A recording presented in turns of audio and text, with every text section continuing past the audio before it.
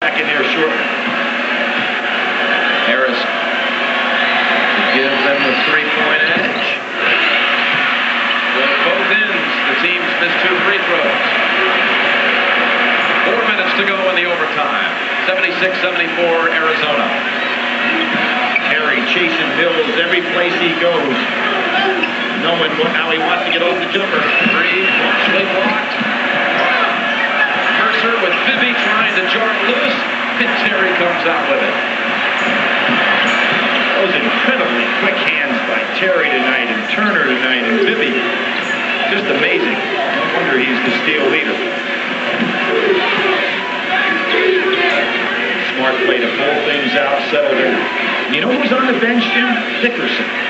Pete Wilson sensing he just didn't have confidence in his offensive game. So his leading scorer is sitting.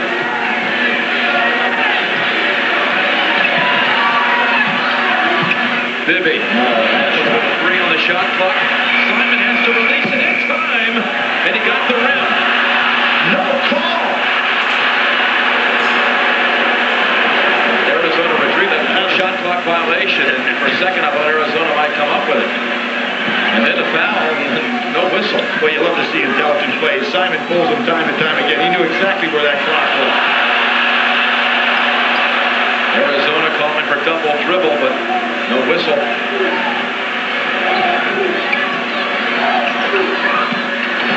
Should on this ride. Harris inside for Arizona.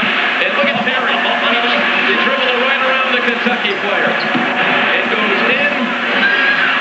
Harris trailing. And McClure got him. Again, this incredible quickness by the big players from Arizona to get down on follow-ups. Everybody bending over, holding their pants right now. You know how exhausted they are. I said I thought Mercer was about 80%, about 2/3 of the way through the second half. He's a lot less than that now. That was the 4th on McClure. Harris back to the line. 3 straight misses in overtime. We have not had a field goal in the OT. Only the 2 free throws earlier. Give an important foul shot here. You get up 3.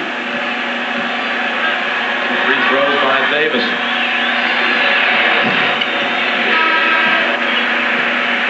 Muhammad back.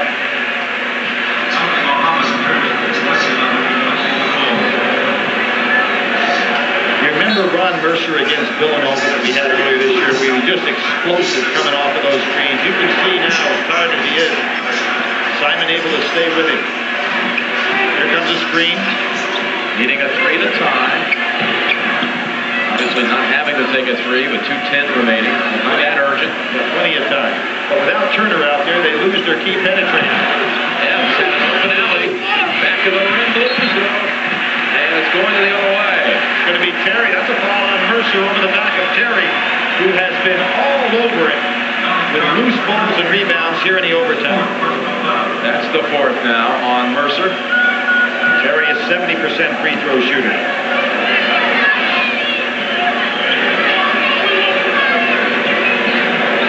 Jason Terry.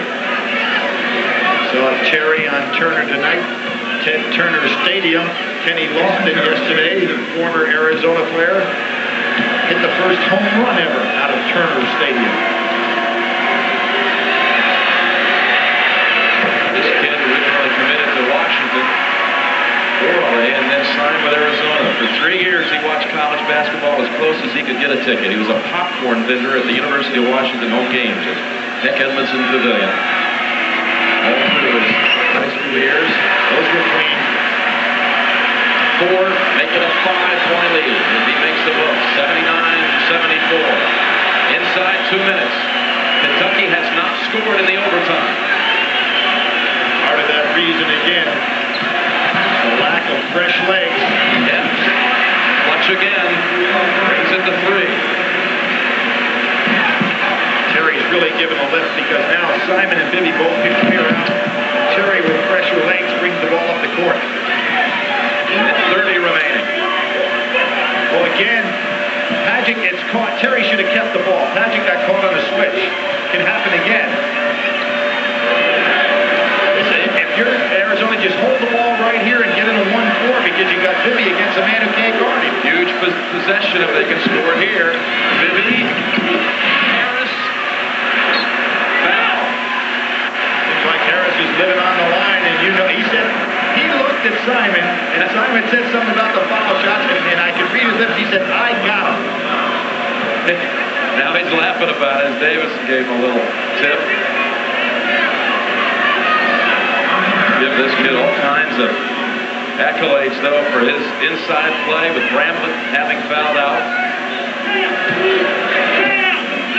Magic with 4. Now, is there blood again? Now we have Mills going out with blood on the knee. Rick Pitino saying, what else can happen to my team? He's already had 3 stitches sewn into his chin.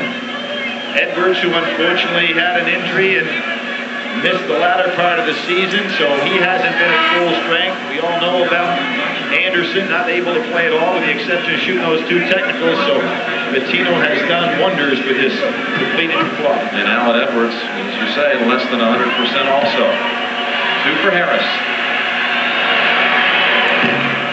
Jim Olsen turned his back, walked down, drinking the water. He's still not looking at it. He's not watching. He is not watching. Nor does Bobby. They turned around and gave it a little look out of the corner. But still, 1-2 gives them a 4-point lead. We approach the 1-minute mark. Major possession here for Kentucky. They should be going for 2, not worry about 3.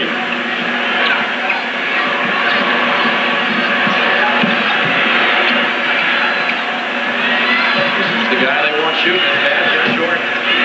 Simon in the right spot again. Simon wants to get fouled, Jim. He wants to get fouled. And Mercer obliges and fouls out. Ron Mercer's career at Kentucky has come to a close. Yes, Simon wanted to get fouled on that exchange. Instead of exploding out there, there's Mercer going to go to the bench. So they'll be shooting 2 free throws. This incredible tournament journey by Arizona. Already knocking out 2 number 1s, trying to knock out a 3rd tonight.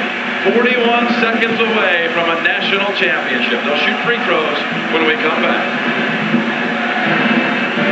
Nothing he could do but reach on in there. So Kentucky really depleted now.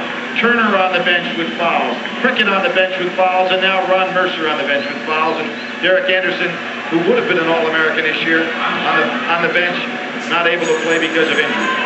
Simon tonight with 26. He's made 10 of 13 free throws.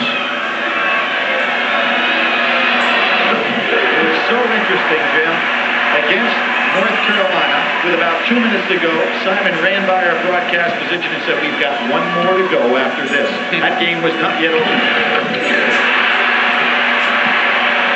All 8 points in overtime for Arizona have come from the line. 6-point Arizona lead. And that's why he wanted to be on the line. Epps with a 3. Davison had it stolen by Muhammad. Epps cut it in half. Bibby in the corner, who touched it last? Kentucky. Kentucky's got a foul now. 19 seconds remaining. They have got to go through the fouling parade the rest of the way. A steal by Muhammad. No, he had a foot on the line. Teddy Valentine was right there. Arizona ball. Jimmy, down 6. There's 2 possessions. You cannot afford to let Arizona take time off the clock with a dribble. Luke also going to take a timeout to get himself organized. There it is. Timeout Arizona. Only 14 seconds remaining in Indianapolis. Bobby Olsen making her way to the court. Lute Olsen's wife of 43 years. And 5 kids. 11 grandchildren. Almost all of their family resides in Tucson. Lute had 2 different opportunities to really get into the Kentucky mix. But he ended up staying because the family was all settled in Tucson. And anyone who's a grandparent can certainly understand how special that is. I never wanted to give it up. Still just 6, Jim. 2 possessions with 3s. You got to go for the steal and then foul. Got a foul. Over to Simon and Padgett. Commits it immediately. But if you're Arizona, you've got to feel very comfortable with a guy by the name of Simon. We started the show saying Simon says, and he has said a lot. Look at that, Epps, congratulating Simon, realizing that things are probably over here. Padgett is He fouled out. he's added fouls also. 17 points, 14 of them coming in the second half. Steven Maciello has come in, a former Nick Ball boy. They call him Rudy around here at Kentucky. He's come in now for the Wildcats of Rick Pitino. 2 shots for Simon. When he's done at the line, he will have had as many attempts tonight as the Kentucky team, 17. And you're looking at the leading scorer in this year's NCAA tournament. 11 points, 20, 17, 30, 24, and then tonight the victory.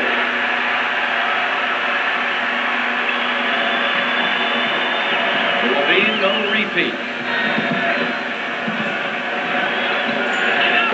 Bills with the 3 and a timeout, 6.4. 84-79 Arizona. 6.4 seconds remaining. Padgett, one of 4 Kentucky players disqualified to fouls. Jim, interesting time now if you're Arizona to go long, because Kentucky's not guarding the man taking the ball out of bounds, which means that if you break guys towards the basket, everybody's going to try to make the interception. Set a little screen and Simon or Bibby can go long.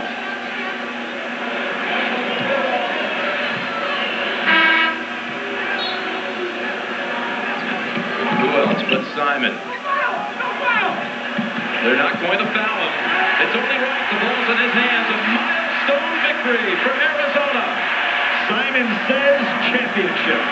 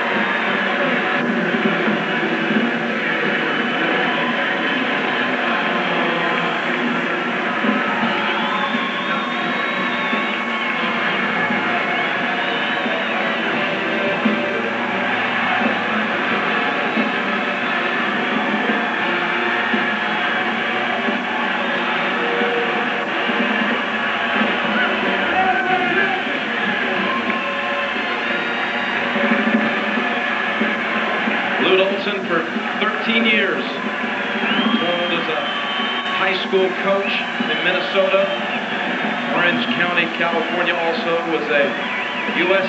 history teacher at the same time. You just can't survive as a high school coach with 5 kids.